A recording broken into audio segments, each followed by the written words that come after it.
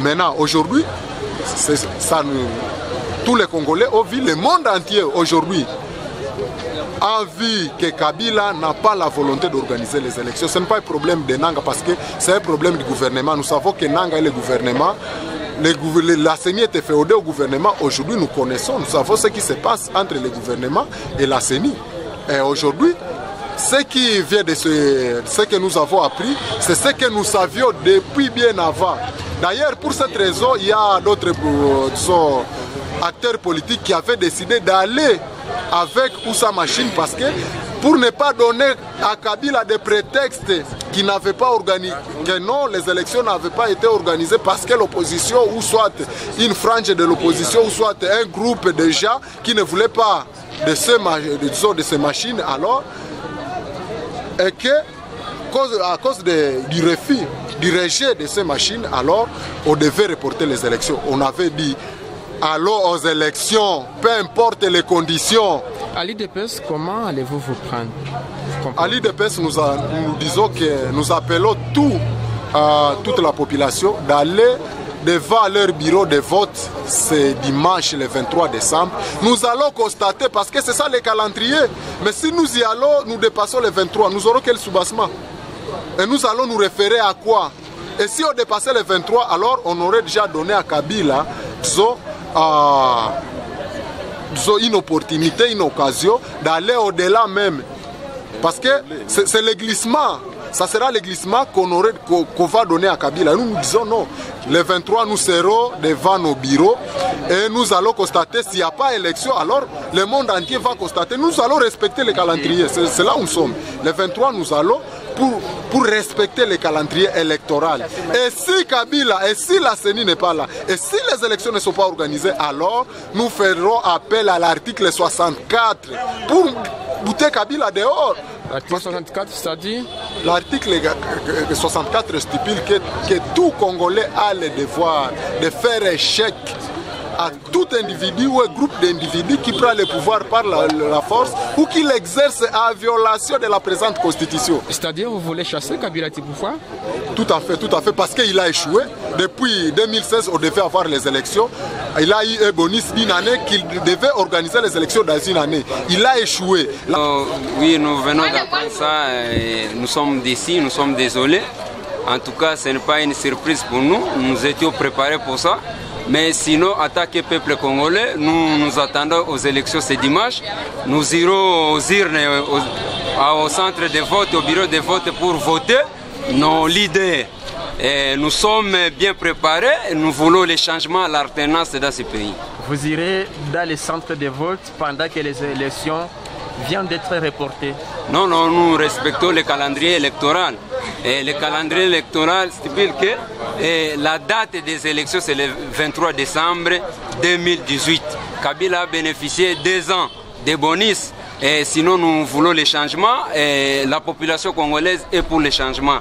Les dimanches à 5h30, nous serons dans nos centres, dans nos bureaux de vote pour voter. Et ce sont des magouilles du président en place, M. Kabila. Il ne veut pas organiser les élections parce qu'il est conscient qu'il a échoué. Il a causé, donc le pays est dans une merde. Et donc il n'a pas le choix. Il n'a pas la place dans ce pays, raison pour laquelle il a peur d'organiser les élections. Et qu'est-ce que vous allez faire comme il n'y a pas d'élection ce dimanche? C'est à nous de constater le dimanche. Après le dimanche, attaquer le peuple congolais. La Constitution est bel et bien claire. Nous allons appliquer l'article 64 de la Constitution. Nous sommes préparés et il sera à nous alors de prendre notre destin en main. Appliquer l'article 64, c'est-à-dire chasser Kabila du pouvoir? Normalement, c'est la Constitution qui nous donne cette force et le pouvoir. Oui, nous venons d'apprendre qu'on vient de reporter les élections.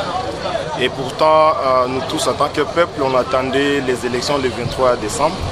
Et c'est vraiment un communiqué que nous, en tant que peuple, et moi personnellement, je ne suis pas d'accord. Parce que nous tous, nous étions en train d'attendre les élections. Nous avons déjà souffert il y a longtemps. Et donc, nous pensons que pour que les choses puissent changer dans notre pays, nous devons passer aux élections. Malheureusement, nous sommes en train de comprendre qu'il y a une classe politique qui n'arrivent pas à comprendre que nous devons changer notre situation par voie qui est pacifique. Et pour nous, ce sont les élections.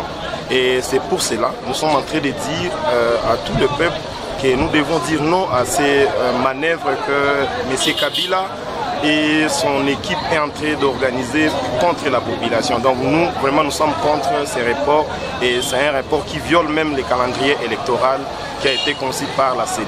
Comment vous qualifiez ces reports? Vraiment, c'est un acte qui est contre le calendrier électoral et nous pensons que ce n'est pas normal. Et donc le peuple va se prendre en charge et nous allons réagir avec force contre ces reports que nous tous nous sommes contre. Se prendre en charge, vous voulez dire quoi? Se prendre en charge, ça veut dire nous tous nous allons, il y a l'article 64 qui nous demande de mettre fin à tout pouvoir qui est en train de mal réagir à ce que nous avons eu comme accord en tant que peuple. Et comme nous le savons, la Constitution nous demande et oblige au gouvernement d'organiser les élections ou à la CENI en tant qu'une institution indépendante. Malheureusement, nous sommes en train de comprendre que la CENI, c'est une institution qui est devenue comme une institution de Kabila. Patrick. Patrick, tunapatikana hapa Goma, tunasikia president wa CENI anareporte maeleksio. Wewe kama mkongomani unasema nini? Haiwezekana kabisa, ilikuwa eleksio ikuwe. Basi sisi tulikuwa tunataka president mmoja wetu tunataka ni Martin Fayulu. Njoo ule tunataka njoo mwenye akuwe president. Njoo mwenye tulikuwa tushachagua kama president. Kama mimi motari na mkaaji tulichunga eleksio kwa hamu sana. Na ikawa wanabadilisha na kuraporte yetu wanajingolelea kwa dimanche le 23 atuka tutasikilizana juu pale ni kuprovoke tena vita zaidi na kuleta kaumu pei yetu.